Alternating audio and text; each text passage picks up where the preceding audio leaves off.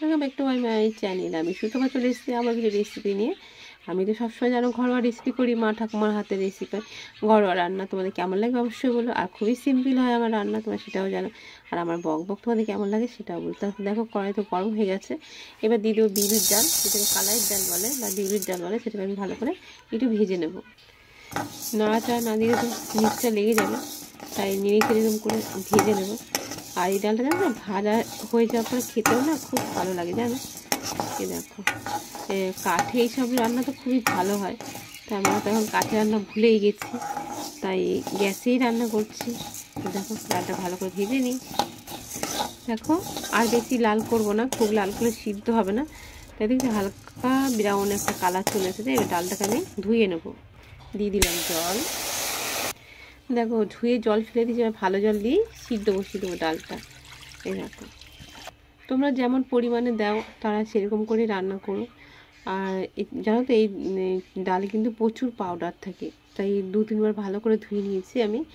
আর নুনটা দিয়ে দিই, তাতে কী হবে বলতো, ডালটা খুব সুন্দর তাড়াতাড়ি সিদ্ধ হয়ে যাবে।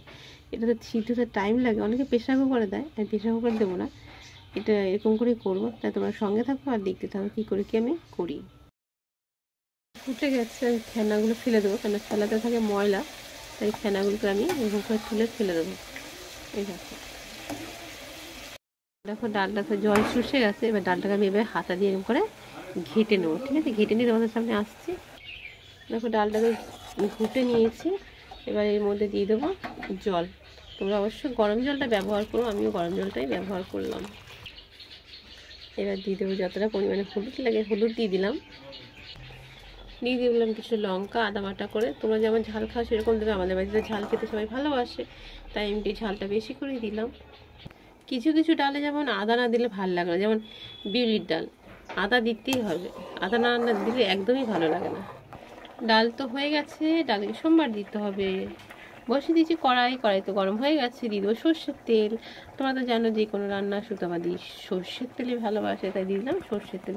দেখো সর্ষের তেলও কিন্তু গরম হয়ে গেছে, ধোয়া উঠছে, দেখতে পাচ্ছ?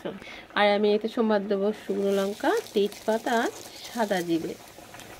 সোমবারটা একটু নেড়ে নেব, যাতে লঙ্কাটা ভালো করে ভাজা হয়ে যায়, তেজপাতাটা ভালো করে ভাজা হয়ে যায়।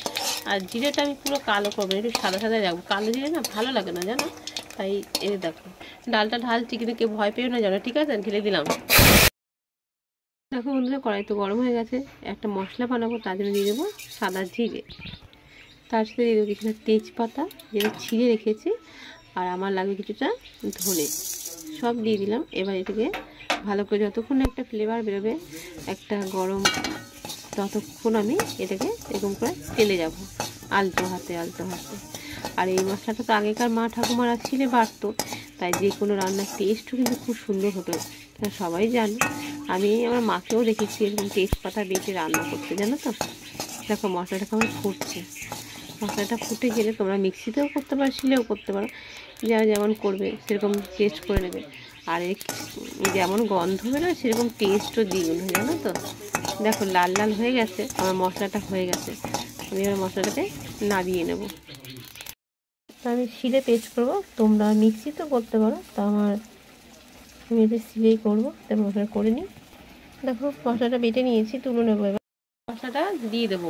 এই মশলাটা দিলে না খুব সুন্দর সেন্ট গন্ধ হয়, জানো। নেড়ে নিলাম, হয়ে গেল আমার ডাল। এবার তোমার ধনেপাতা দিতে পারো।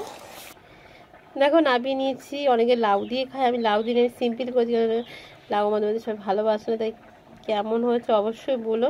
যারা আমার চ্যানেলটাকে আমরা সাবস্ক্রাইব করি তারা সাবস্ক্রাইব করে পাশে থেকো।